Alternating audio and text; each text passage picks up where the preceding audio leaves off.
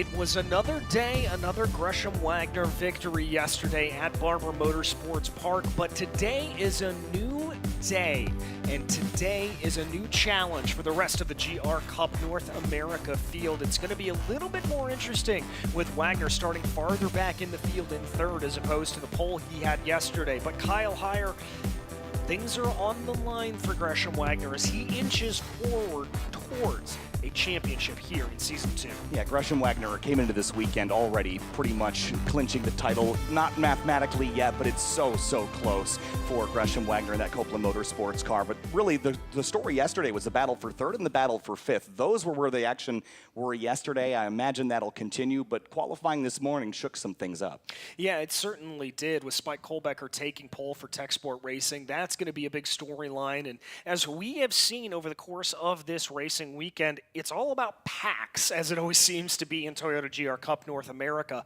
You want to get yourself in that front car breakaway. If you lose touch with that, it's very hard to close back up. So for the likes of Jordan Rick-Sacrini, Lucas Weisenberg, it is all going to be about staying in touch with that leading pack. Yeah, and the driver that'll lead us to the green today is Spike Kohlbecker. He ran the track record. We've never been here before in these cars, but qualifying was a second faster this morning because of the cooler temperatures. So Spike starts out front, and yesterday Wagner was able just to drive away from the field and didn't have to battle anybody. I think Kohlbecker would like to do that today, but I'm not sure that he'll be able to with Workman and Wagner right behind. No, and I had a chance to talk to Gresham Wagner yesterday, just kind of joking with him, saying, you know, hey, could you make it a little more interesting for us in the commentary booth and stop winning? And he grinned and said, you know what?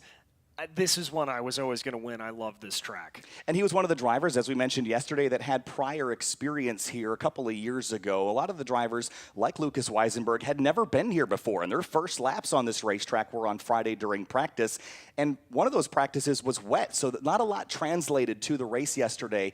And there's a couple drivers like Jordan Rick-Sacrini from BSI Racing that never really got a fair shake at running up in the top five because they got held up in qualifying, got stuck in the mid-pack. They'll start fifth today in the BSI Racing number 18. Well, before we get into today, let's go back and take a look at what happened yesterday on track. As you said, Gresham Wagner led from a pole position and never looked back, but we had battles up and down through the field. It was a good getaway for Wagner. The rest of the field getting through. Casey Mashore having a little bit of a wide run there, but coming back onto the track. Kohlbecker and Bell had a great battle early on, with Bell doing a little bit of off-roading, taking after Rick Mears there as the way he brought it around. Lucas Weisenberg very good with his battle, and Will Robusto also having good side-by-side action as this Barber Motorsports Park presented an opportunity to pass nearly everywhere. Yeah, Robusto on defense from Jackson Bell got a warning for blocking down there as those two battled for position, but it wouldn't be the only time that they'd fight it. And this car, the 50 of Casey Mashore and Jade Avedizian, they came to blows again. That 50, one of the few cars that's painted in the field, doesn't have a wrap on it. That's yellow paint, and Jade Avedizian got some of that on her car yesterday. Yes, certainly did. Jade going down, but a beautiful over-under deployed by Casey Mashore with that little bit of contact, as you mentioned there. But Jade able to get the fight back, going down into Museum Corner. It was a fantastic battle. More paint being displayed there, but this is exactly the kind of stuff you'd like to see when you're talking about Toyota GR Cup North America. Elbow to elbow, hip and shoulder, and all arms and legs there for those two drivers. Robusto and Jackson Bell getting after it again, but Gresham Wagner picking up his 11th GR Cup victory. DJ, domination continues. Yeah, there you see the big thumbs up in the air. A very happy Gresham Wagner taking that victory as he continues, as we said earlier, to inch forward towards a championship here. And Kyle, it really and truly is a question, I think, of today, of keeping Gresham back in the field, because with the pace he displayed yesterday, once he gets out front, there's no stopping him. Yeah, there was a lot of drivers that also told us about the degradation of the tire over the course of this. It is an abrasive place as far as the sandpaper-like surface. It's a smooth racetrack built in 2003, 2.3 miles and 17 turns. Lots of high-speed corners that increase that tire load. Yeah, and lots of elevation and camber on the circuit as well that really and truly allows for high speed to be carried, big compression into turn 3, down into turn 5, as well as the exit of turn 9. Had a chance to talk to a few drivers, and they were really saying that that compression actually makes it a little bit easier on the tires than you would think, but that abrasive nature in the high-speed corners still takes it out of it. Yeah, passing opportunities at turn 5 and turn 8 if you can really push, but turns 14 through 16 are the trouble spot. It opens up opportunity to pass, but it's not always the best place to do it. We'll see how many drivers try to force their hand, especially late in the race when you start running out of opportunities. Yeah, we are getting ready to go racing here around this fantastic circuit. As you said, our first trip here to Barber Motorsports Park, and it has been an absolute treat. Cars are getting ready to fire and roll off here as we get ready to watch race number 2. Only 2 rounds after this, and those 2 rounds at the World Center of Racing, the World Capital of Racing, and that is Indianapolis Motor Speedway. And there come the cars rolling off. We are ready. 1 parade lap around here. Better get those tires up to temperature quickly. Yeah, it's a big field. 25 cars will be taking the green here shortly. All GRD 6 Cup cars. They retain their stock motors, but they've got the SATEV 6-speed sequential transmission. They've got some aerodynamic parts on them, some JRI adjustable shocks, and some more pieces. But Spike Kohlbecker and Weston Workman make up that front row, DJ. They'll kick things off with the 55 and 13 cars. In row number 2, it's going to be Gresham Wagner in the number 5, yesterday's winner, and Lucas Weisenberg, who snagged a podium yesterday in the 46. Jordan Ricksagrini starts 5th in the number 18 car for BSI alongside his teammate Stephen Clemens. Mia Lovell from Copeland Motorsports starts 7th alongside Will Robusto in the number 11, shooting for another top 5. And in that 5th row, starting in 9th place, it'll be Jackson Bell alongside Max Hewitt in the BSI Racing number 39. Ford Cook rolls off in 11th alongside Jade Avedizian, who we mentioned earlier had to get her elbows out in that Nitro Motorsports machine. Then it's Aiden Kirk and Devin Anderson for Tech Sport Racing, who will line up in 14th. 15th will be young Henry Drury, the Brit, trying to move his way forward. And Casey Mashore going to hope to not have nearly as much contact as he did yesterday. Jackson Tovo, the teenager, lines up in 17th position alongside Miles Hewitt. And behind them, it's Alex Garcia and Luke Rumberg. Watch Garcia. He's going to be one on a charge. He has been so far this weekend as well. 21st place, Miki Onaga in the Hattori Motorsports 75. Matty Oust starts 22nd in the 09. And then it's Alfonso Diaz and Jason Cosa in the number 3 that make up your 12th row. And at the very tail of the field, starting in 25th spot, it's James Klimas in the number 61 machine for Skip Barber Racing. Field's doubling up here, DJ. 45-minute race. All of those 45 minutes will be entertaining and exciting. So this is the last race of the weekend here at Barber Motorsports Park. Gresham Wagner can clinch the championship today if he wins this race. We'll have to see how the cookie crumbles. We will indeed, but there are a few drivers up front, namely Spike Kohlbecker and Weston Workman, that would like to have something to say about that. They dive down into turn 17, another one of those compression areas. As all eyes start to turn towards the flag stand, they enter into the acceleration zone in just a few moments. Green flag flies. We are racing in Barber. It's a nice, even getaway, and there you see the initial move from Spike Kohlbecker. Gresham Wagner going to follow Kohlbecker on through. Weston Workman trying not to get bullied out of the way as Jordan Ricksagrini tries to go on through. That's going to be Lucas Weisenberg holding behind, and Mia Lovell holding that position in that blue, black, and orange machine. Nice, clean, orderly start. The 21 was off course at the exit of turn number 2. I think he'll get on course, but lose a few spots in the process. Kohlbecker has Gresham Wagner in the mirror. They all fan out on the run down to turn 5. Yeah, trying to get that opportunity is Lucas Weisenberg around the outside of Jordan Ricksagrini. Mia Lovell still holding positions. That's going to be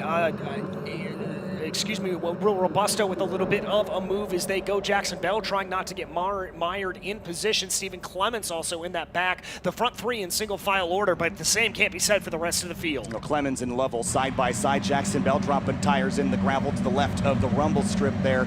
And already about 5 or 6 cars line astern there at the front of the field. You have to get single file. This 10-11 complex might be flat on the opening lap, but not if you're side by side like Robusto is. Big cloud of the curbing, and Hewitt has to go to the dirt to avoid. Oh, that got a little bit scary, and Jade Avedizian was loving that as she's going to take it 3 wide down into the corner. A little bit of contact between there and Hewitt. She'll be able to escape as they're off onto the side.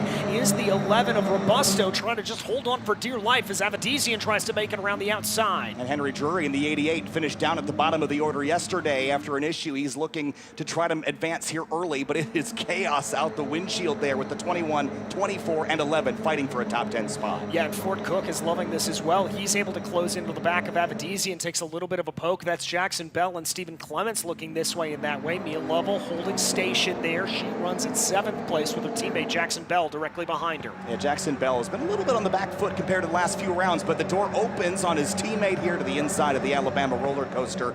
Lovell carries some good speed, though, and she'll remain clear as they climb up to the crest, but Bell forces his way to the right. And that's a very sketchy proposition. You lose a lot coming up and over that crest, and so it can be a little bit hair-raising. Lovell down to the inside, though. Bell to the outside, trying to roll that momentum in the number 99. They're still side by side with Max Hewitt holding in behind. Yeah, Max Hewitt would love to make a move around these two cars. He's got brother Miles there in the number 17, down the order a little ways as the field fans out on the run down to the corkscrew turns 8 and 9. Bell through on Lovell, and Hewitt has to wait for another opportunity to make a pass on this several-story drop down the hill. Robusto thought about a little bit of a move there, but decided against it. Devin Anderson, Casey Mashore, and the number 14 machine of Alex Garcia. Again, one to watch out for. They could be moving their way up through the field before things are said and done. Relatively single file and orderly here on lap 2 as they make their way through turns 10 and 11. Oh man, the aggression on the curbing, just like yesterday. They're slamming these cars down on the concrete rumbles around here because they've got so much compliance in these cars. You could be so aggressive. They have a little ground clearance to boot, but that classic front engine rear drive handling that they've got under them at the moment. Wagner has got his teammate Workman tucked in behind, and Lucas Weisenberg trying to close in on these two Copeland cars. Yeah, Weisenberg just being careful, being patient. I like that decision from him, not trying to get too feisty too early. Spike Kohlbecker sets the fastest lap of the race, a 1:38.169, trying to do what Wagner did yesterday and pull away, but he's going to go a little bit wide through turn 1. That'll open up a little bit of a door for Wagner. He looks at it, and Weston Workman wanted a shot as well. Yeah, Workman is going to give the 5 a little bit of a push leaving turn 2. These are teammates, mind you, but they both want to win the race. I think Workman knows that the chances are very slim that he can do anything to stop Wagner's championship, but they both have something to do with Spike Kohlbecker out front. So can they launch an attack on that Tech Sport Racing car out front? Lucas Weisenberg trying to make a move around the outside and going a little bit too far to the outside, kicking up a little bit of dirt. All of that battle has allowed for Jordan Rick-Sagrini and Stephen Clements to close in on the back of this battle, making this a 6-car train for the lead of this race as they plunge down through the carousel, through Museum Corner. Looks like Workman's got a little bit of good speed holding on there. He's going to try to close in on the back of Wagner. Yeah, a lot of drivers told us this place is really hard to find opportunity to pass. You can get it done at turn 5, you can get it done at 8. Everywhere else, it's a big risk. So our driver is going to be aggressive and try to pass somewhere else on course where maybe the car ahead isn't expecting it. It could cause an incident, absolutely, but maybe you can catch him off guard and sneak on through. Yeah, Gresham Wagner, as you pointed out on that last lap, Kyle, really attacking the curbs through that section of the track and able to gain just a little bit on Spike Kohlbecker. And again, through turn 16, just absolutely clobbering those curbs in that 5 Copeland Motorsports entry. He is really up on the wheel. He wants this victory. This is a momentum racetrack, and anytime that you lose momentum, anytime that you're in the brakes, like the 25 in the gravel trap, it's going to cost you a lot of time. So Alfonso Diaz, that's the last corner, I believe, went for a slide. Don't see any contact, but Gresham Wagner is right there on Spike Kohlbecker. These two have gone toe-to-toe how many times in the last 2 seasons in this series? Yeah, they really have, and Gresham doesn't look like he is going to let up until he is able to make this move, but he has got to be careful. His teammate Lucas Weisenberg just waiting for the opportunity to pounce. Wagner takes a little bit of a narrower line through turn 5, gets onto the throttle now, but Kohlbecker able to roll that speed around the outside. Yeah, Stephen Clements, by the way, the 76 car, still right behind his BSI Racing teammate of Jordan Rick-Sagrini. They've had a pretty good start, and they're just in the right spot. If things get physical with these front 3 or 4, maybe BSI Racing can pick up a few positions as well, but it's Tech Sport, Copeland, Lucas Racing, your top 4 at the moment. Yeah, and love seeing Lucas Racing being able to slice and dice up in this. That's a small family-run team, not very big, not one of the monstrosities that is Copeland Motorsports or BSI or Tech Sport that are really the Goliaths in this series. Well, look at Gresham Wagner cutting the corner there, using all the racetrack plus a little grass. Why not? As you make your run down into turn 12, you can set yourself up for a better run through 13 and then into this last complex here. I've been surprised at how aggressive they've gotten over there. They just seem to have so much confidence in the car when it slams into that compression that they're going to come up the other other side pointed the right way. They clearly know these cars inside and out, know exactly what they can do. Maybe a little bit of uncertainty there for Lucas Weisenberg, kicking up some dirt on the exit of turn 17. Got to say here, I'm a little bit surprised. We saw a lot of feistiness yesterday out of this field. Not seeing nearly as much here today. At least not yet. Still pretty early in the race here. We should note that the 09 of Maddie House is on pit lane, so she's had some kind of incident. It sounds like it was on the opening lap, but she is in her pit box and unfortunately not moving at the moment as the field works their way into turn 5. Line astern here, but just like yesterday, I'd expect the Afterburners to light a little later in this race if they can stay put right now. Well, I think it goes back to one of the things we were talking about earlier, the tire degradation on this circuit. A lot of these drivers probably trying to preserve a little bit, make sure they've got some stuff for later on in the race. Now, I say that, and you wouldn't know that they're in tire preservation mode the way we're seeing Gresham Wagner absolutely attack the back half of this circuit. Yeah, this morning they qualified when the track temperature is like 60 to 70 degrees Fahrenheit. It's 110 on the surface of the track right now. So it's not molten hot, but it's warm. And if you slide these cars around too much, you can beat up your car and reduce the performance of that tire grip at the end of the race. And Jordan Rick-Segrini told us that happened to him yesterday, just charging through the field from his mid-pack starting position and used up all of his stuff early. And the others around him would use up more of their tire towards the end of the race. You note that the 09 drive-through penalty for incident responsibility, but she's already on pit lane. Yeah, and that was from something on that opening lap as we saw earlier, so she will have to serve that if she is able to get back moving again. A little bit of a wide run there behind for Stephen Clements, but Gresham Wagner not so much as poking his nose out. He is just squarely affixed behind Spike Kohlbecker. Little bit of slideways action there coming through turn 2. Trying to find that alternate line, trying to find a little bit here. We've got some battles farther back in the field. Alex Garcia down to the inside of the number 47 machine. That's a good pass on Aiden Kirk. Yeah, and they're right behind Casey Mashore in the 50. He was a nucleus of entertainment yesterday, wasn't he, in that yellow Mashore auto body car. And he leads that fight between Garcia and Aiden Kirk. Kirk in the Tech Sport Racing number 47 is going to chase Garcia over to the left. Shallow entry into 5, so he's going to swing back to the right and try to outbrake the blue and pink car. Yep, but it doesn't look like that's going to work. Garcia just has a little bit too much momentum, so Alex can now shift his attention up to Casey Mashore in front of him. So there we watch, coming down through the corner, Jade Avedizian with a little bit of pressure from behind from Ford Cook. Now as we check Casey Mashore, he's also has right in front of him, I believe, that is Miles Hewitt that he is trying to close in on. Yeah, Miles Hewitt, I think this is his first weekend, or it's very close to his first weekend if it's not. He's had a pretty great run so far here in Toyota GR Cup North America. Gresham Wagner and Weston Workman both eating the curb there on the right. We saw a bit of counter steer from these drivers as they keep the car yawed out and point the car with the pedals. That's the fun of this front engine rear drive format. You're steering as much with your feet as you are with your hands with the near 50-50 weight distribution of this car. Yeah, it's almost like a dirt track on a Saturday night sometimes, the way you can get this rear end to snap around on you. But Spike Kohlbecker continues to lead here at this point. 35 minutes left to go, 10 minutes down in this race. Quick change there of direction coming down through turn 1.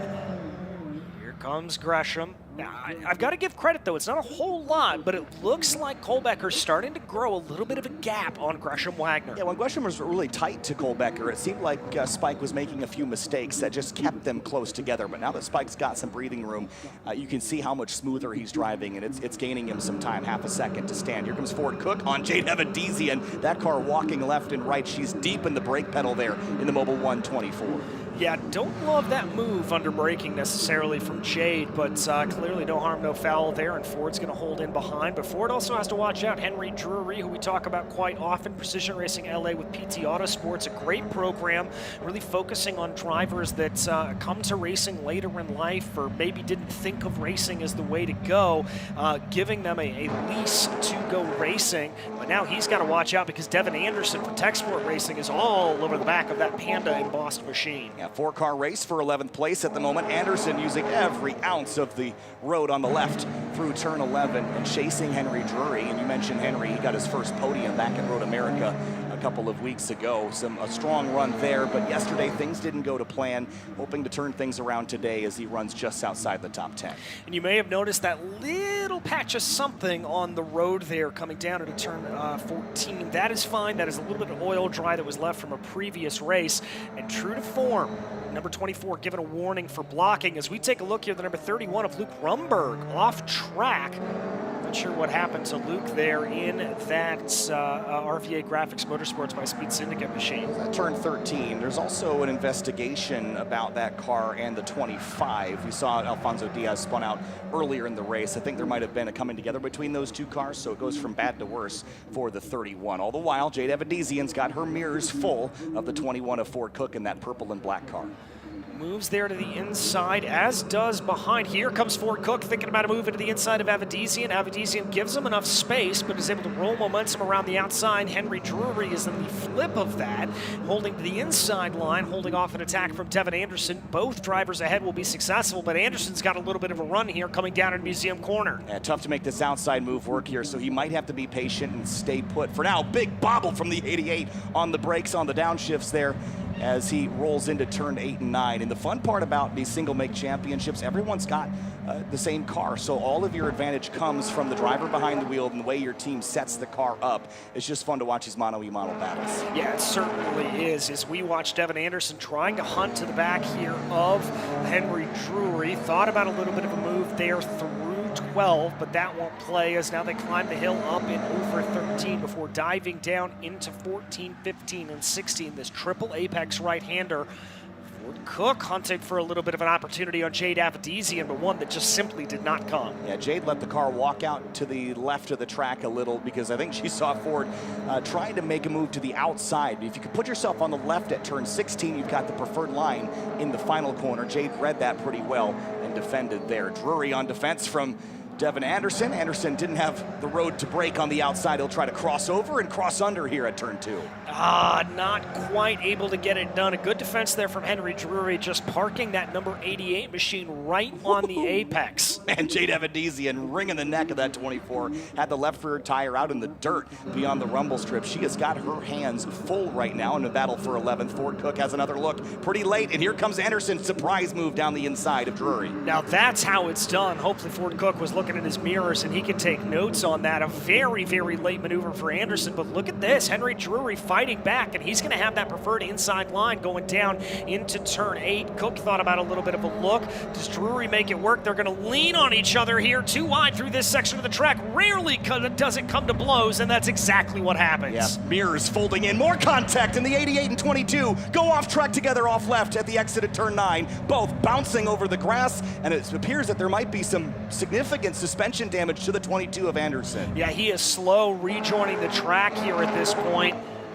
Hopefully that's just an electronic control-alt-delete that something kind of boinked it, but I think you may be right there, Kyle. I think they locked wheels, and when you hit wheels together and the bodywork can't absorb the impact, you think about bearings and tie rods and anything in the suspension that can break with a significant clout there, but they were just leaning on each other a little too much, and that came to blows at the exit of the corkscrew. So that's going to knock the 22 down the order, and the 88 didn't work out for either of them. We're going to take a look at the replay. There's that first little bit of contact. It looked like they had things together, and then Kyle, it just kind of looked like Drury drifted out a little bit on corner exit, and the two just came to blows. Yeah, I bet they're both going to disagree about who was at fault there, at least with who started it and who ended it, but either way, it didn't work out for either.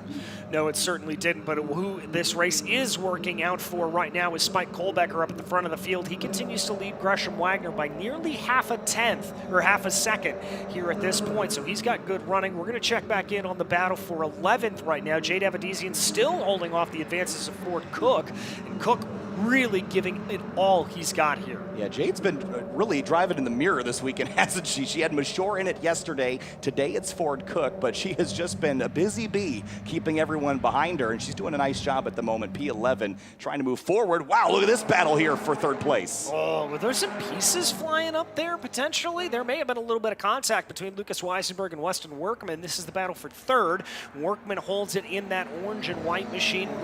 Lucas Weisenberg in that black, silver, and orange machine.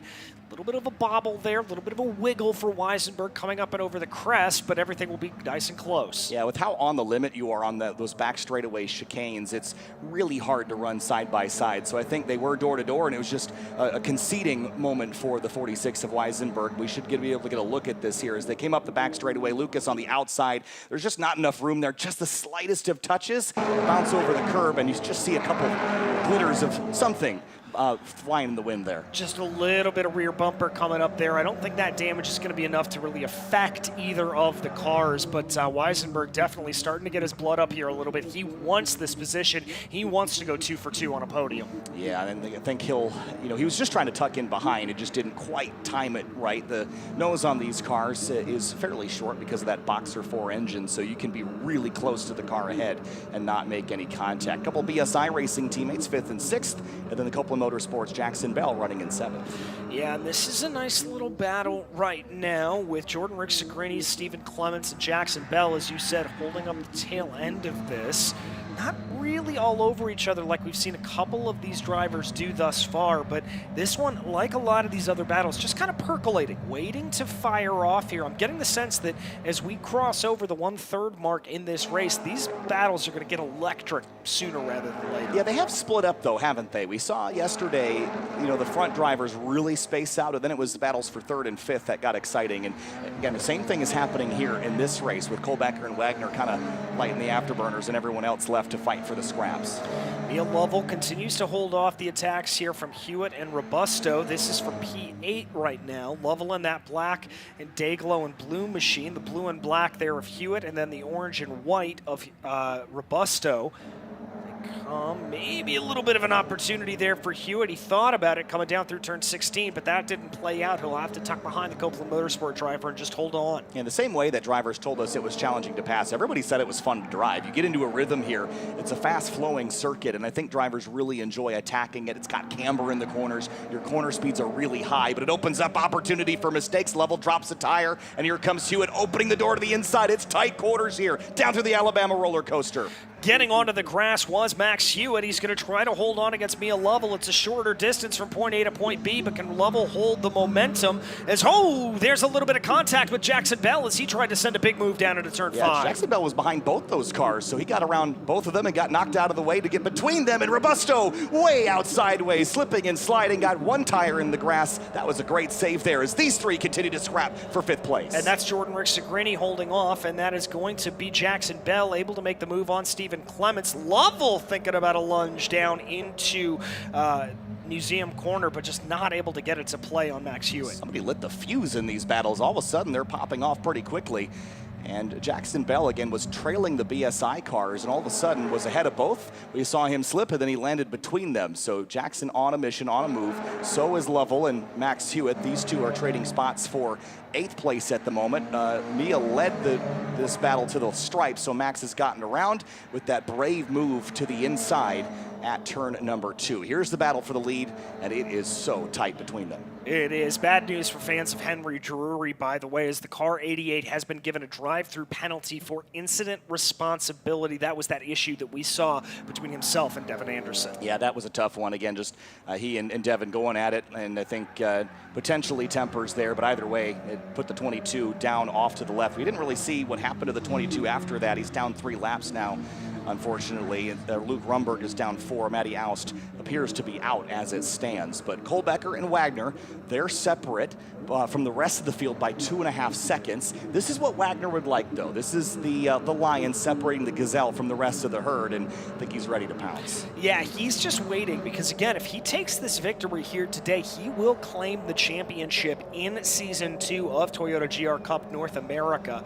So he is going to really, really be careful in the way he wants to make this attack. He doesn't want to throw anything away here. He would love to clench going into the final rounds at the Indianapolis Motor Speedway. Yeah, and again, this is, I think, a dream come true for him. Remember last year, the championship battle that Wagner was involved in, and Spike Kohlbecker for that matter, and it was pretty close throughout the season with Tyler Gonzalez, but it was Tyler on top at the end of the year. And Gresham this season, right from the get-go, was winning races, won, I think, the first 6 or 7 in a row, and now has just put the pedal to the metal here in chasing Spike Kohlbecker. This one is not over yet, though. Workman and Weisenberg, I think we might might see a swap for third here at some point. The final spot for Podium, there they are as they come down through turn 16 and 17. A little bit of a wider entry there for Weston Workman, just trying to roll a little bit more momentum.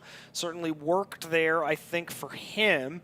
As now we've kind of broken up into couplets a little bit. Jackson Bell, the only exception to that, is Bell's been able to scamper off into the distance ahead of Jordan Rick-Sagrini. Yeah, that's interesting. So the 99 moves now up into 5th, past Stephen Clemens, and Rick-Sagrini's dropped now from 5th to P7, and 23 minutes to go, so about halfway through this race. And in some ways, it seems like it's broken up more than it did yesterday, but these battles that it's broken up into, nobody seems to want to work together. Everyone feels like it's just going to be a battle with them and who's immediately around them. Well, here we've got a little bit of action as Henry Drury coming up on the back here of, I believe, is that Mia? Yeah, that's Lovell chasing Robusto, and remember that the 88 just served a drive-through penalty. Oh, so he's a lap down. He's a lap down now, and again, he's quick though, so he's going to want to get around this 57, if nothing else, just to get clear racetrack and just click off the last 23 minutes. Yeah, Mia and Robusto were side by side coming down the main straightaway, and it clearly will Robusto able to get that advantage, but runs a little bit wide coming down through Museum Corner. Also kicking up a little bit of dirt on the outside. Robusto driving very fast, but also maybe a little bit erratic here. Well, we saw that yesterday, too. He parlayed that to a 5th place.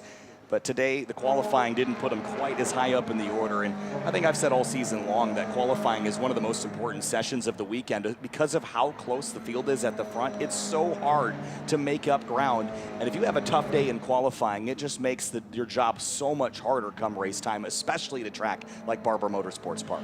Stephen Clements has been able to get around Jordan Rick-Sagrini for 6th here at this point, so he's going to hold on to that. I think that was a lap ago that he was able to make that pass. He's now going to be trying to close in on the back of Jackson Bell, as Sagrini was the one that was passed there. Remember, this was this great three-way battle that we were watching a couple of laps ago. You know, it's something I noticed about the 76 is that, well, hold that thought, because Drury moving by Lovell. It's going to open the door for Ford Cook. Go! Lovell slides turn 1 into the gravel trap. Oh, gets that car arrested before it made contact with anything. Thank goodness. The question's going to be is if she can get those rear tires moving out of the gravel or not. She's dug in pretty deep. The gravel is supposed to do this. It's supposed to stop the car, and she's not going anywhere. Those tires, those Continentals are deep in the gravel. Let's watch this again, DJ. What do you see?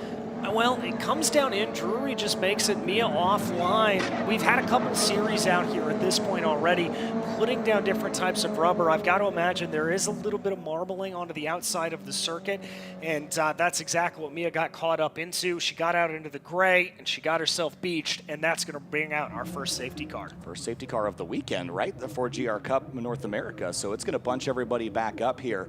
And yeah, I think you're right. You hit the nail on the head. Just a lot of marbles and things offline, charging the corner. It wasn't in the groove with all the camber and things, so just stepped out and slid to a stop there in the gravel trap, which did its job, but we'll have to go extract the 57.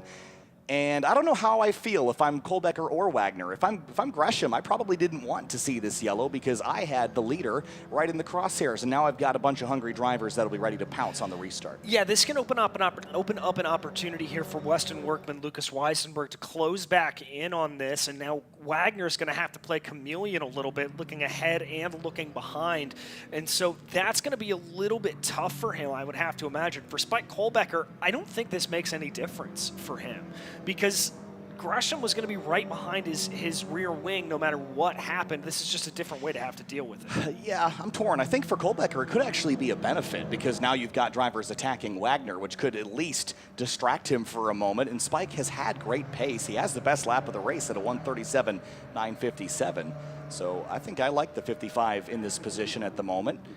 And it all comes down to qualifying this morning. It was the last lap that he ran in the qualifying session where he broke the track record, which is obviously set new this weekend as we've never been here before. But he did it so late in the session that Wagner and Workman couldn't respond to it, and they had to start behind him. And Kolbecker's never, I mean, he's looked back, I'm sure, in the rearview mirror, but he hasn't really had to fight them a whole lot side by side just yet. So he's done a very, very nice job. I think this helps guys like Weston Workman and Lucas Weisenberg, and specifically Jackson Bell. He got around those BSI cars. Now he's right in the mix up in the top 5. Yeah, right in the mix of everything, and he's definitely going to be trying to see what he can do here at this point. As we look down through the rest of the field, I think this is also going to open up some opportunity for a few drivers. We should also make note here of Jade Avedizian up into 11th with Mia Lovell having that issue. That's going to place her as the highest finishing female, an award she's gotten a few times over the course of this season, but that's it. Not only an award and something to brag about, that's financial gain. Yeah, certainly. I mean, there's dollars on the line here, prize money for those that finish up in the top 10, and you've got your highest finishing female award as well, as you point out. So there's definitely stuff on the line for a bunch of the drivers in this mix, and that's part of the allure and draw of this championship. Not only do you get to drive the GR86 in race trim against some of the best in single make racing, you also get some dollars if you can perform at the front of the field, as Lovell getting dragged out of the gravel trap. Yep, getting dragged out here at this point, so she will be able to get back out and on her way. No damage to that car that we can tell, but she will obviously be a lap or two down as a result of having to get dragged out. So very unfortunate for Mia, who's not had a great weekend. She got a solid top 10 yesterday, and she'll be able to be in good position here going forward without question. So behind the Toyota GR6 safety car, and there's maybe more. there is a little bit of damage to that car. Well, it's just a tire, I think, but it's rubbing against the fender. So what you worry about is that coming apart and then tearing apart all of your bodywork and things. So I'll see the bits of gravel.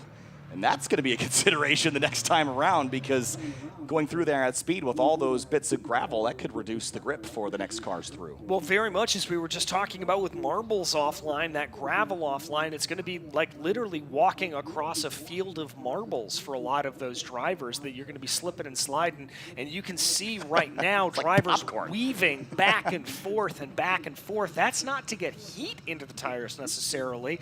That's to clean them. Yeah, you just saw that. You still see the gravel coming off these cars. Even off of Wagner's, you can still see a few pieces here and there. And because Mia went in sideways, it's likely that all the gravel got up into the fenders, up into the subframe and things, and that'll come out for a little while. Here's points as it stands, 247 to 196. As things run, Gresham Wagner is in position to clinch the title here at Barber Motorsports Park and leave no mathematical path for Weston Workman. Yeah, so things need to finish as they are for Gresham. If he loses that position, if he falls back behind Weston, we still go into Indianapolis with a big question mark over this championship. The question's going to be, does Weston know that? Is he made aware of the championship situation by the team? You know, if I'm Gresham Wagner, I'm not even really thinking about it right now. I've got such a big advantage. My goal is to win this race. We know how Gresham Wagner can be. The championship is important, but the trophies on the shelf are what you get to keep all year round. So I think he's really excited to get another shot here at Spike Kolbecker in that 55. Yeah, I think for Weston, though, that's going to raise up his ability a little bit more, raise up his tenacity that he's going to want to attack. He's going to want to keep this championship alive. A lot of gravel over in turn 13 as well. So the track could be a little interesting as we get through the final few corners here. The lights are out on the Toyota GR86 safety car, and that means we're about ready to go racing with 15 minutes left on the board. All right, here we go, race fans. Back into it. Spike Kolbecker able to accelerate a little bit earlier, and that's exactly what he does. He's going to build out about a 2-3 car length advantage over Gresham Wagner. Weston Workman gets a pretty good start as the green flag flies and racing can resume. Here they go. No real moves there in the top 5, but definitely some changes. Ford Cook looking a little bit aggressive on Jade Avedizian. Yeah, Jackson Bell was still weaving. He felt like he still had some stuff on his tires he needed to clear up. Maybe we'll have some more on this run through turn 2. Kolbecker leads Wagner. Big slip there from the number 5 Copeland Motorsports car. Yeah, big slip. And is that going to open up an opportunity here?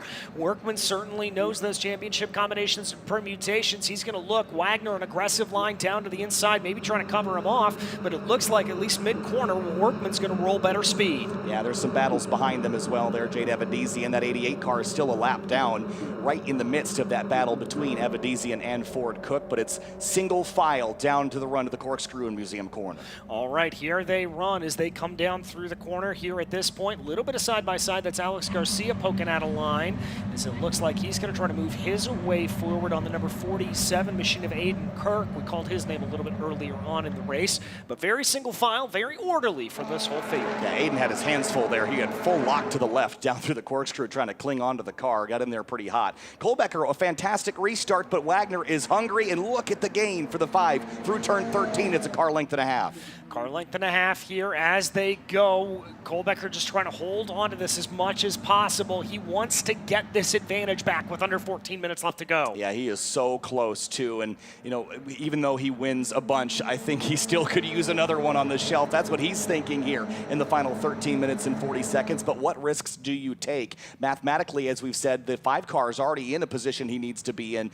But could he afford a penalty? I mean, maybe, maybe not. He has a decision he has to make as Robusto is dealing with Ford Cook in the 21. That's for 9th. Cook has had a really good restart here. He got a pass on Jade Avedizian done, and now he's pushing his way forward on Robusto. This is really good stuff. Crossover move coming through 2 and 3. Now they're going to come over the crest of 4. He's got a real legitimate shot to make a dive bomb down into turn 5. Yeah, we'll see if he can commit to it late on the brakes here. He follows the 11, and here comes a pop out to the left. Not a serious look, but closes the door. Does the 11, and Jade Evadizian would like to get by Henry Drury because the battle ahead, that's a top 10 spot for Jade. She's 11th right now.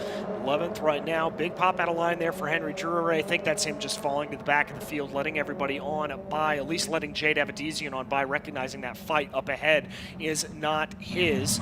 Cook rolls some good speed through mid-corner, but I think went a little bit wide coming through the exit of Museum Corner. Yeah, and you can already see the black and blue BSI 39 of Max Hewitt has put some distance on them. So very quickly, this is becoming a battle just for 9th place and not for anything further up the order. Ford Cook is watching those cars drive away, and that increases the intensity in the cockpit as you see the front runners starting to make a gap. Yeah, Cook knows he's fast here, and he wants to prove it. A little bit sideways there for Jackson Bell as they come over the lip. Cook really wrestling that car as they come up over the lip of 13. He wants this position by Will Robusto. Yeah, you're coming over a really sizable crest there, and the track falls away on the corner exit, so the car gets light, the revs will climb, and your grip in your front tires goes away. And so you see drivers still trying to get all they can. Cook popping out to the left. I don't think turn 1's the place to do it. Turn 2 might be, so he'll set up for that. He's going to try to line up here, try to see what he can do. Going to carry a little bit more momentum. Ford Cook looking down to the inside. Here they go. Not quite able to carry that momentum. He wants this position on Will Robusto. It's just tantalizingly out of touch. Yeah, they don't need to trim the grass clippings there on the right side of the road there, do they? They have been mowing that all weekend long with their Continental tires. Casey Mashore on the 17 of Miles Hewitt. And there's Alex Garcia turning left on the exit. This might be 3 wide on the backstretch. It certainly looks like it. It's not going to be 3, but it's at least going to be 2 wide here as Mashore and Hewitt are going to go side by side. Hugh and Garcia are going to go side by side. Here they come, Mashore to the inside. Garcia trying to roll more speed around the outside, and it's Alex Garcia. Yeah, so you have to concede down here. Somebody goes wide. Aiden Kirk did not get the rotation he needed, and teammate Alfonso Diaz, who got looped around earlier, will go on by in the Texport Racing 25. On by, and now look at this. Alex Garcia starting to close up in on the back of Miles Hewitt. That number 14's got some real speed. Remember, he started well down the order. He certainly has got a lot to prove here. And he's been doing double duty this weekend in the TC America Series, so he's gotten a lot of track time in comparison to those that are just running here, and that helps a lot when you've never been to a racetrack in competition, at least with the SRO America Series. 10 minutes to go, and Spike Kohlbecker still leads Gresham Wagner. Gresham, I think, just biding his time. It's so tight between these front 2 on pace. It was a 10th quicker, actually, for Wagner that time through. 10th quicker for Wagner, so he's starting to close in a little bit. But Weston Workman and Lucas Weisenberg not letting them slip off into the distance. They're keeping things close as they continue to pull on in.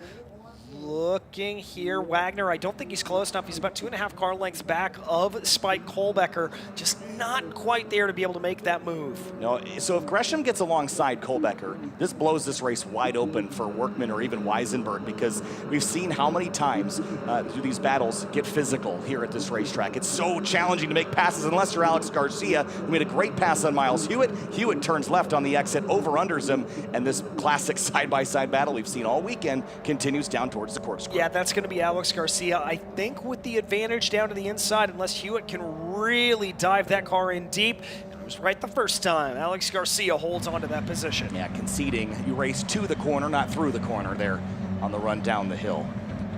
So battles continue. Here the tires protesting on the run down to turn number 10 and 11. This is the big curb hop there on the right through the chicane. Headlights flashing on the 14. He knows this 88 isn't on the lead lap, and he would rather not have to dispose of Drury. He'd rather Drury give the spot to him. Well, but this is the hard part for Drury to even so much as get out of the way as they come through 14, 15, and 16. It gets a little bit tricky there, but Gresham Wagner, I think he heard what we were saying over the radio. Oh, big off there for Lucas Weisenberg. He pulls it back onto the track. Jackson Bell thinking about a little bit of a move there in the background. Weisenberg shaking a little bit to try to clean up those tires. Yeah, just testing the grip to see what he has. That was a pretty significant moment for him through the grass there. And you see Jackson Bell has a big slip on corner entry to turn 2, just carried too much speed slightly offline. And quickly, these three have separated themselves, and it might be a battle between Kohlbecker, Wagner, and Workman only. All right, let's see what can happen here, but I don't see a move from Wagner, nor do I see one from Workman. 8 minutes left to go, call it 8 minutes and 10 seconds. A little bit of different lines there as they come through turn 5. Well, Workman's got a little bit of a run, but I don't think it's close enough. I have a prediction, and dear. I think that prediction is that Gresham Wagner is going to look like he's playing ball with Spike Kohlbecker, but I think next time or a few laps from now, turn 5, he's just going to go for it, send it down, and see if he can cling to it. I don't know that Gresham can plan this and make his moves known. If he's going to go for this lead, it's going to have to be an overcommitment to get it done. You could be right. We'll find out. I mean, 7 minutes and 40 seconds left to go in this race. There's not a whole lot of time left to run, so we will have to wait and see. Spreading out now as the top 3 make their way. Whew, that was very sketchy there from Kohlbecker. That's going to give Wagner some great momentum. Did I say overcommitment? Did you see that 5-car turn in there? It felt like 500 feet too early. He just straight lined it over the curbing, but it made him ground, shortened the racetrack up. Here comes the 5 to the bumper of the 55 of Kohlbecker. Kohlbecker, big handful of wheel through the last 2 corners. Game on at the front of the field. Yeah, but that has also allowed Weston Workman to bunch up to the back here at this point, so Workman could maybe have a little bit of a run going down into turn 1. Indeed, he's going to poke his nose to the inside, pull back into line, probably just seeing if he could get Gresham Wagner to bite. Wagner did not. And so now they come back in as they have done the last couple of laps, 1, 2, 3. Yeah, Wagner was there, but the timing wasn't right. I think he's got to plan this a little bit differently. That last corner complex is so hard to get alongside and overtake there. This place, though, the run down to turn 5 is, I think, the best, easiest opportunity, but Kohlbecker's not going to make it easy. He thought about it there, did Gresham Wagner. You could kind of see that flitting across his mind as he pushed that number 5 to the inside a little bit. As they run, not the best run off the corner. Again, here comes Weston Workman. He looks strong. Yeah, that was not the best exit for Gresham Wagner, but Gresham's made most of his speed in the 3rd sector. And when we spoke with Lucas Weisenberg on Thursday, he said that's the part of the racetrack where all the commitment is, and those that have more experience or longer time in the car will probably be a bit better over there. And Wagner, one of the few drivers that has run here a bunch, I think he's using that to his advantage there. There's that 46, and he would love for these front 3 to get elbow to elbow. Yeah, he really wants to see this battle take place here at this point here as they run. He really wants to see this battle take place. He really wants it to close on in. He wants another podium. Yeah, and for Weston Workman, hold that thought, because Wagner is on the bumper of the 55 again through turn 16. Maybe a little contact there on the entrance to the corner. Kohlbecker's got his hands full of the 5 of the Copeland Motorsports Wagner car. There was definitely a little bit of contact there. That was that shimmy that you saw coming through the Tech Sport Racing number 55 machine as they came down out of the corner. Wagner pokes his nose to the outside. Kohlbecker just trying to defend a little bit, make sure he covers off all lines. Here he goes. Watch the 55, he's gonna slip here. That was a real shallow entry, but Wagner's got nowhere to go. Weston Workman, the only way to keep his championship hopes alive in that 13, it would still take a Herculean effort at Indy, but the only way to keep his hopes alive are to pass the number 5 of Wagner. If Wagner stays here or passes Spike, he'll win the title here. Wagner thought about another move, and Kohlbecker defended it. Is that gonna slow him down a little bit? Workman certainly thinks so. Narrower line coming through 5, just trying to take a little bit of an advantage, and as we've seen again, that's a better run for Weston Workman. He's going to take a poke down to the inside, going into the museum corner, thinks about it, pulls back into line. When do the teammates become selfless? Is it now? Is it at Indianapolis when things are better sorted? Wagner turns in, gets a nice run out of the corkscrew here, and Kohlbecker is going to have his eyes in his mirror for the next 2 or 3 laps, I think. Yeah, he certainly is. Let's see, though, what they can do. Hop of the curb there for Wagner. Not nearly as aggressive as we've seen him come through that 11 and 12 complex before, but this is where Gresham loves to get his elbows out, chucks the car in, hopping, skipping, jumping over the curbs. Better line than Kohlbecker. This is where Kohlbecker's got to watch out for a sneak attack. Yeah, this is where Gresham's been so much better, but what can you do with it here? I'm not sure that Wagner's got a place to pass unless he swings to the left and has a run into turn 17. 4 minutes on the clock, and as it seems to, time and time again, Kohlbecker and Wagner at the pointy end of the Toyota GR Cup North America, they have a couple laps remaining to sort this amongst themselves. Well, Workman again taking a little bit of a poke to the inside down the main straightaway. 3 minutes and 40 seconds left to go. That'll probably break down to, I'm going to imagine, 2 laps left, there or thereabouts. We may get 3 if we're lucky. Warning to car number 5, causing a collision. That little bit of contact we saw. Could the stewards intervene in what will be a championship battle? Yeah, it was just the slightest bit of contact, but the stewards want to see this be a fair fight. So that takes one tool away from Gresham. Wagner can't use the pointy nose of that number 5 to boot the 55 out of the way. If he's going to pass it, he's got to do it without contact. That's the expectation of the series. They've done it before, and with 3 minutes left, the intensity in the cockpit is going to rise to crazy levels here.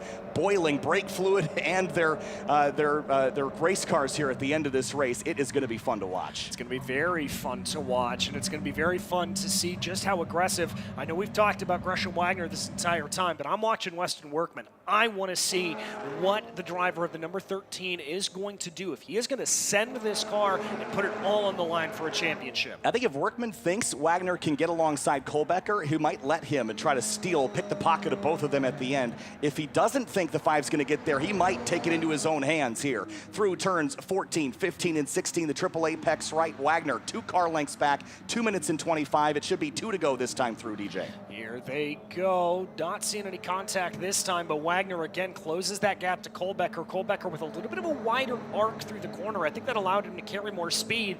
Indeed, this is the biggest gap we've seen. Here comes Lucas Weisenberg as he kicked up a lot of dirt, and Jackson Bell weaving to avoid it. Yeah, Lucas has been pushing, trying to get up into this fight. He knows how critical it is. He could steal a podium. There's grass everywhere at turn 2. Somebody's been off the road, and it makes this corner very slick. Wagner trying to find a line that's got more grip than Kohlbecker's. It is 2 car lengths between first and between second and third. Yes, it is, and I think that someone was Mia Lovell. I just saw her up in the foreground of the shot.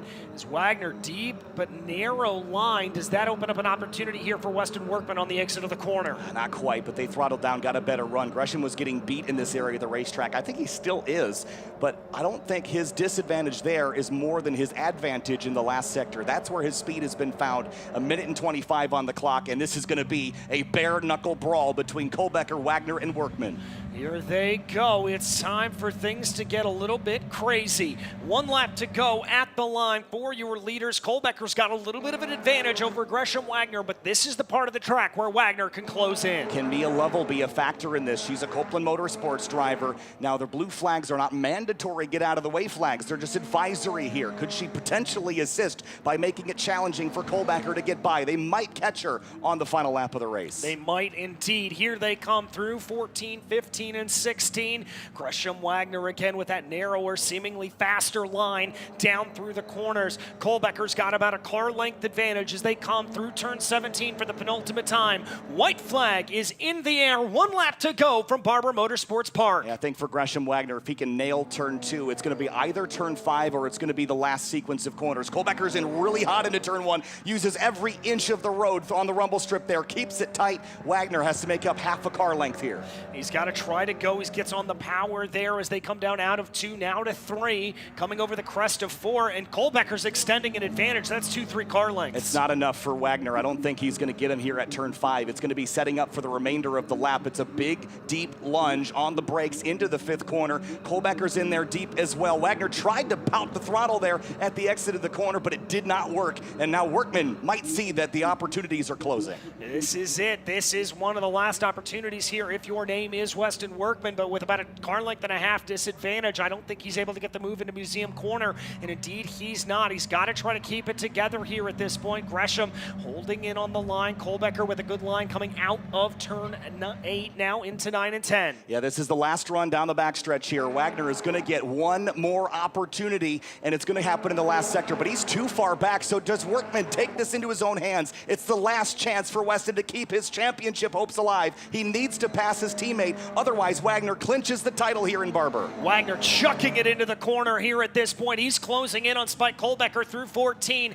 into 15 and 16. He's getting close, but he had to dab the brakes as they came through turn 15. It looks like here with 1 corner to go, they are going to finish as they started. It's going to be Spike Kolbecker coming to the line for Tech Sport Racing. Kolbecker takes victory, but Wagner takes the championship. Gresham Wagner has just done an unbelievable thing and clinches a title an entire round before the end of the season, and he slips off course there at turn number 1, but he has done it. Spike Kolbecker, he doesn't care. He just won a race here again in GR Cup North America. What a defense put on by the 55. There are entire sports teams that do defense, and today it was just one driver in the cockpit of the 55. And Weston Workman 3rd, Lucas Weisenberg, Jackson Bell in 4th and 5th, and then the BSI cars, Stephen Clemens and Jordan Rick-Sagrini got to battle amongst themselves. On this cool-down lap, the drivers will take a moment to take a deep breath. What a race in Toyota GR Cup. What a racetrack. The first time that this series has been here. Every team unloaded with no notes in the notebook. And they only got one real dry practice session to fill it. They spent all the time they could on the racetrack on Friday to gather all the information for the drivers and for the teams to set these GR86s up for battle. And now with this next round concluded, Indianapolis Motor Speedway is the last venue for us on the calendar year. There are drivers in this field that will be frustrated and angry with each other as they went toe-to-toe. But there are others that are just satisfied in their achievements, and you have to look at Gresham Wagner as just one of the best in the series. He's just been so good and clinical with how he's achieved it this year. Last year, it was a late start to the wins. Things weren't going his direction, but he parlayed all of that disappointment from missing out last year to success in 2024. Yeah, not a race win today, but it's the bigger trophy that he'll be awarded in Indianapolis. Spike Kolbecker and Tech Sport Racing. At times this year, you know, they really could have been a championship contender. Things just didn't pan out on the first half. But momentum in the Tech Sport Racing camp here as they make their way around to pit lane and come on down to go through the tech process and then send their cars to Indianapolis. Well, 25 drivers as we take a look at the results for Toyota GR Cup North America race number 2. Spike Kolbecker gets another victory on the season for Tech Sport, continues the momentum that he has found late in the season. Gresham Wagner with that 2nd place, beating teammate Weston Workman, clinches the title and finishes in 2nd. And it's Workman we mentioned on the podium. Lucas Weisenberg misses podium as he got yesterday, P4 today. Jackson Bell 5th place in the number 99. That's a decent result after just missing out on that chance in yesterday's race. Stephen Clemens and Jordan Rick-Sagrini and Max Hewitt, BSI trio in 6th, 7th, and 8th. Will Robusto finishes 9th place in the number 11 RBA graphics car, with Ford Cook pushing through to a 10th place in that number 21. Job well done for him. Alex Garcia also moved through the field, grabbed 11th place in the number 14, with Miles Hewitt and Casey Mashore finishing 12th and 13th place. 14-year-old Jackson Togo finishes 14th place in his number 30 from Nitro Motorsports, with Aiden Kirk rebounding after some slips and slides for P15, and Tech Sport Racing teammate Alfonso Diaz in 16th place. Jason Coase, 17th, with James Klimas up from 25th to 18th, and then Jade Abadizi and Henry Drury in 19th and 20th. Miki Onaga and Mia Level finished 21st and 22nd, and it was the spin into the gravel that put the 57 back in the field. Devin Anderson, 23rd place of the 22 car with that damage from the collision with the 88. Luke Rumberg and Matty Oust never got a shot really in this one with contact early in the event. But it was Spike Kolbecker that won this race in that 55, the blue and red Tech Sport Racing car. You see him on the right there, and treats this very seriously, and has been a championship contender in the past. He will miss out on the title this year, but race wins keep coming. The momentum he has mounted since VIR has put him in victory lane a number of times, and you see the Continental badge going on there, the GR Cup hat going on, and a bottle of water. Celebration. Spike Kolbecker has won here at Barber Motorsports Park, and our very own Amanda Busick is with him. Well, as he walks around and gets congratulated, if you saw a gentleman in the background holding his cell phone up, that was your father. Yet again, proud of your success here that you're finding here this season. And Spike, I saw you jump out of the Toyota just so excited. When you have to battle like that and defend, how hard is that on a driver? It's pretty hard. To be honest, I really wasn't feeling the best this weekend, and but it doesn't mean we don't have a quick car. So Tech Sport put together a really good package, and when we came and tested here, I knew that we had something special, and we didn't get to show it yesterday, but today's our day. Congratulations, Spike. Thank you. Well, an impressive run there for Spike Kolbecker. But Gresham Wagner in the number 5 Coppola Motorsports car finished second on the day, but it's been an impressive drive all season, and the points that he earned mostly in the first half of the year, defeating teammates Weston Workman and guys like Spike. He will clinch the championship. Gresham Wagner will go to Indianapolis, not having to defend anything but victories. He is your champion, and Amanda Busick is with Gresham. Gresham, from a dominating season, you are already now the 2024 champion in a race that you battled for position as well. When you look back on this season in summary, what is the leading emotion for you right now? Just really relieved because I knew we had this championship honestly from pretty on in the season. It was just a matter of the pressure on me to execute it. So personal relief, and then I'm just really proud of Dean and Kevin Copeland, my car chief Ethan, and then everyone else that worked so hard to bring it home and take that pressure off them as well. They worked so hard and deserve it. So we also got a podium with Weston there, and he's looking good for a 1-2 in the championship with the Copeland team. So just really happy overall with all the work they put into this year. Congratulations to your 2024 Toyota GR Cup champion. Confidence and commitment is something that Gresham does not lack. He has just had an unbelievable season in that number 5. And what a race it was, battles all over the racetrack. Let's have a look at the highlights from Toyota GR Cup North America, race number 2 from Barber Motorsports Park.